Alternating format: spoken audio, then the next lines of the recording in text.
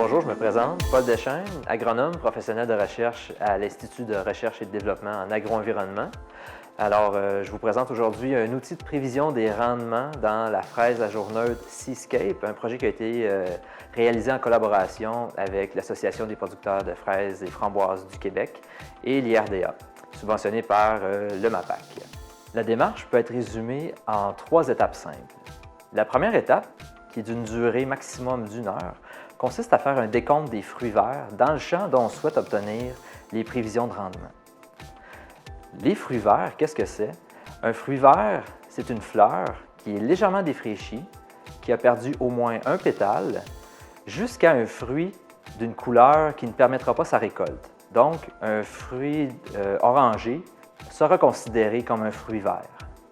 La deuxième étape, qui est très rapide, qui prendra seulement quelques minutes, consiste à inscrire les informations dans l'outil. L'outil qui est tout simplement un chiffrier Excel.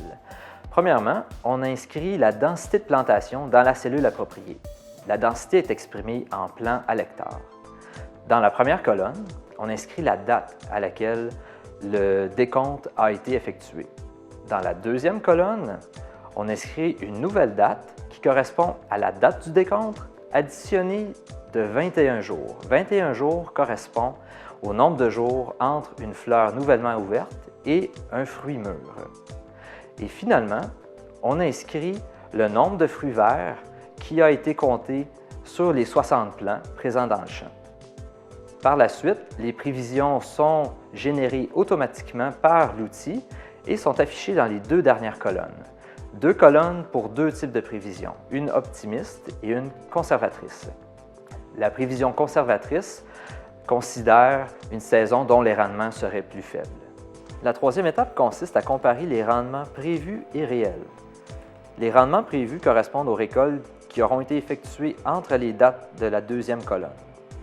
Par exemple, sur la première ligne, le décompte de fruits verts du 11 juin génère une prévision de rendement optimiste de 891 kg à l'hectare. Cette valeur doit être comparée avec les rendements réels des récoltes qui auront été effectuées jusqu'au 2 juillet. Si je poursuis mon exemple, à la deuxième ligne, le décompte qui a été fait le 18 juin ramène un rendement prévu optimiste de 1757 kg à l'hectare. Donc, ce rendement prévu correspondra en fait aux récoltes qui auront été effectuées du 3 juillet au 9 juillet et ainsi de suite pour l'ensemble de la saison. Plusieurs points sont à considérer pour avoir des prévisions efficaces. Je ne mentionnerai pas tous les points dans le cadre de cette vidéo, mais je vais en mentionner 3 que je juge vraiment essentiels. Les autres seront présents dans l'outil. Le premier point, cet outil de prévision des rendements génère des rendements dits totaux. Ce que ça signifie, c'est que les rendements incluent les fruits commercialisables et non commercialisables. L'utilisateur de l'outil doit être pleinement conscient de cette information. Le deuxième point, quand débuter les décomptes de fruits verts? Le décompte des fruits verts doit débuter dès l'arrêt de la suppression des inflorescences et doit être effectué à chaque semaine, toujours la même journée. Par exemple, si la fin de ma suppression des inflorescences, donc lorsque j'ai fini d'arracher mes grappes florales, un mardi, dès le lendemain, le mercredi, j'effectue mon premier décompte de fruits verts. La semaine suivante, la même journée, soit le mercredi, j'effectuerai mon deuxième décompte de fruits verts et ainsi de suite pour le reste de la saison. Dernier point à considérer, à partir de la mi-août, le nombre de jours entre une fleur nouvellement ouverte et un fruit mûr augmente pour la variété Seascape.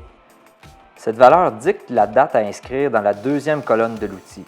La variation du nombre de jours est proposée dans l'outil et doit être considérée par l'utilisateur. Par exemple, un décompte de fruits verts effectué le 27 août doit considérer une période de 28 jours et non de 21 jours, alors la date à inscrire dans la deuxième colonne sera le 24 septembre.